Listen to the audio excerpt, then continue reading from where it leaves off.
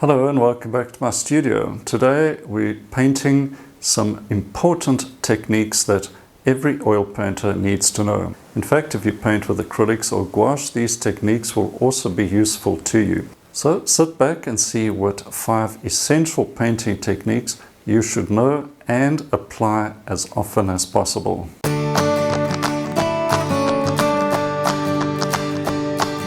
Okay, all these techniques are important and you'll use some a lot, others not so much. I'll probably use 4 out of 5 of these very often. You'll probably guess what it is when you go through the 5 techniques with me. So let's begin. The first technique is use an underpainting, usually a monochrome. Here I'm using burnt sienna, a little bit of ultramarine to create a dark underpainting, a little bit of white spirits or some type of medium to loosen the paint up, and this helps you create the big mass shapes and composition right from the start. You can go over this with your colors as you develop the painting, of course, but at this early stage, just big shapes. Get rid of the white canvas and get in a composition early on. You can take some tissue or cloth, rub out where the lighter areas are going to be in, and already you're starting to create, as I'm doing here, a line of trees with a field in the foreground.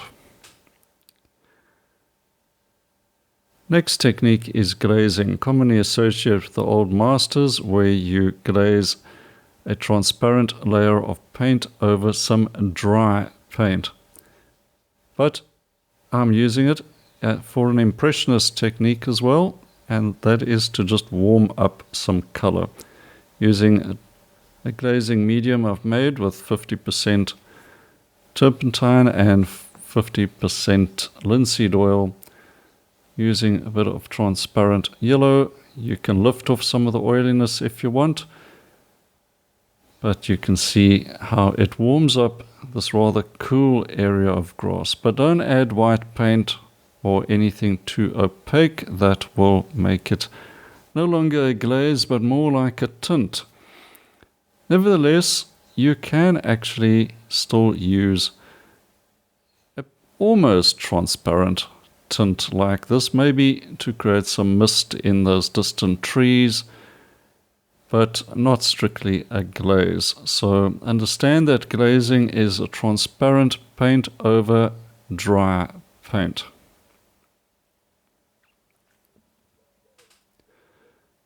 Next important technique is Alla prima, which means completing the painting in one session. Something I do very often. Almost every demonstration I show you is an alla prima painting. You just get in, start the painting, and work right through to its completion. Great technique for smaller works, of course, and it creates a lot of energy and spontaneity in your painting. Number 4 is impasto. Impasto is the application of a thick layer of paint over existing paint. Not necessarily dry paint. As I've done here, I've worked wet over wet to create these thick and juicy color notes, and it creates some texture and 3-dimensionality in your painting. Now you can start your painting with thick paint, but generally I'll work thick over thin, the concept of fat over lean, where thicker paint is applied over the thinner paint.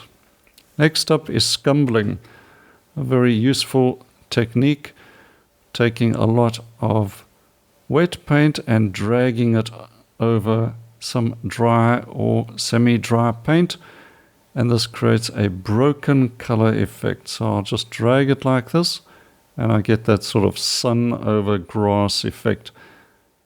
You can do this over landscapes like I'm doing here. You can do it over water as well.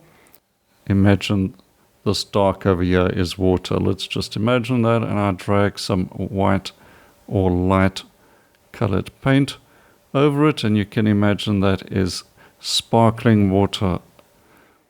Alright, so scumbling, very important. It can also be used to create highlights on the side of a tree, maybe branches as well, catching a lot of sunlight. So it's kind of like starting off with your impasto layers, a lot of paint on the brush, but now you are dragging it to create broken color and letting the color below show through here and there. A beautiful technique. Use Scumbling as often as you can to get that broken color and sparkling light in your landscapes. Especially if you're a beginner, you want to take a note of these techniques and practice them often. For me, glazing is one I use very seldom, but it is handy. Even for an impressionist, you can still glaze certain parts of your painting where perhaps you need a little richer color or you change the color temperature. That to me is the most important reason. For the rest though, all nice juicy paintbrush strokes you can create and use your paint for amazing effects, richness and texture. Okay, I hope this helped you, and please ensure you have subscribed to this channel so you don't miss the next video. And there's your free painting course waiting for you in the link up here or in the description, and you can start that course within minutes, so be sure to try one out. Alright, until next time, happy painting and cheers for now.